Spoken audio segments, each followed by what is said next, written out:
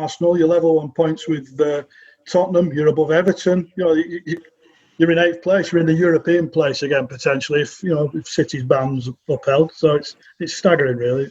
Well, I think the main thing is, I think that's 13 clean sheets and 13 wins. Now, that sounds pretty good to me. If you get both ends of the pitch right, you're going to probably have a decent season.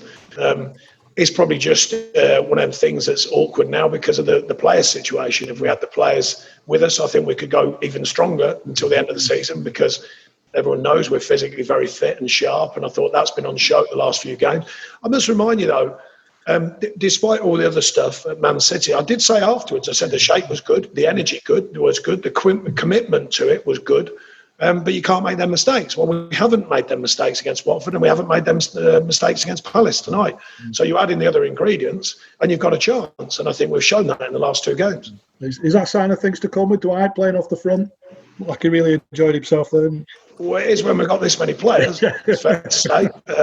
If we have more players, it might be slightly different. Yeah, brilliant. Appreciate that. He's a very adaptable player, I think, and I think he enjoed it. He looked like he enjoyed it to me. Yeah. Appreciate that. Cheers, Sean. Thanks, Chris.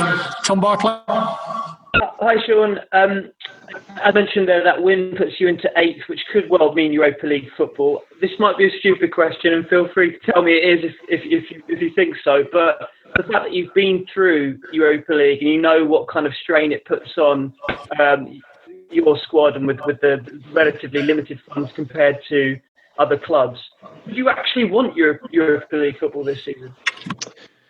No, look, I mean, the obvious, having been through it, it is very tough. You can't really speak about it at the moment because you've seen how few players we've got. So that obviously, it's just factually has to be addressed. So that's a different ball game, over the next few months. That's just common sense.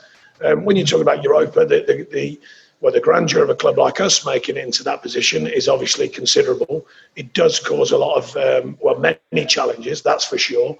Of course, we'll have a shorter break as well in the summer this season because of obviously what's been, the COVID situation. So a lot of challenges, but the way we've built the mentality here is to keep winning or attempt to keep winning. Obviously, it's not easy. So I think the players are open-minded. I think they'll just keep taking each challenge as it comes.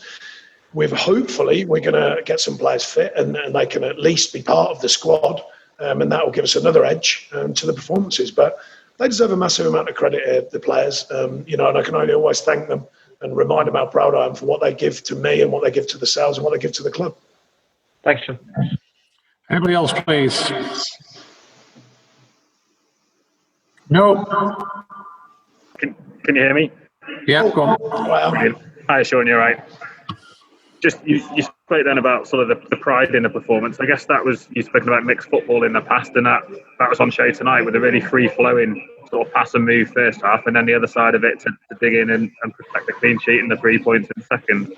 Yeah, well, adapting to the challenge. First of all, the challenge is for you to play well. Secondly, you've got to, and I don't mean in an order actually, but you've got to be aware that there's a team out there firstly trying to stop you to play well, and secondly, they're trying to play well. So sometimes the games you have to be flexible, and you can't dominate, or certainly we can't. It's very rare we dominate Premier League games. So I think the players have learned that when they're on top, when they're playing and they're moving the ball well, which were first half, equally when we're dominating games physically sometimes without pressing, they can do that. But sometimes you've got to defend right. And I thought we defended very, very well tonight. When we had to block, we did.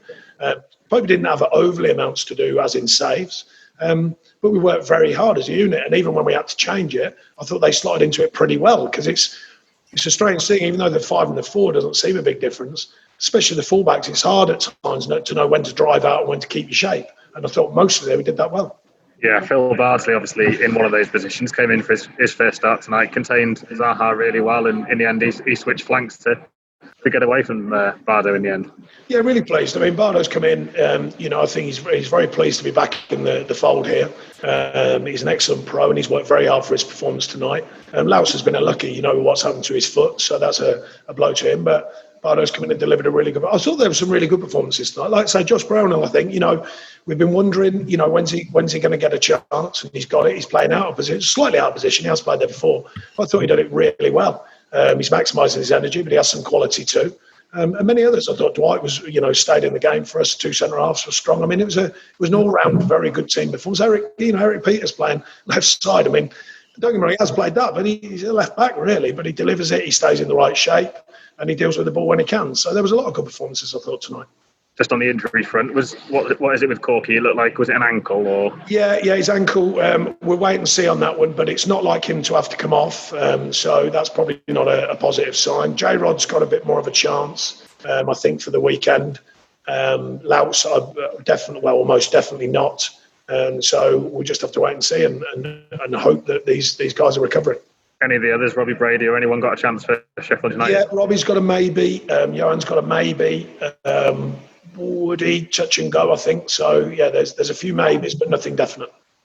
And just the last one for me, a win for Northampton in the playoffs tonight as well. And you know what, fantastic. Do you know what? I forgot all about it. I've had a lot going on, as you can imagine, but that's fantastic news. No, great news for them as well.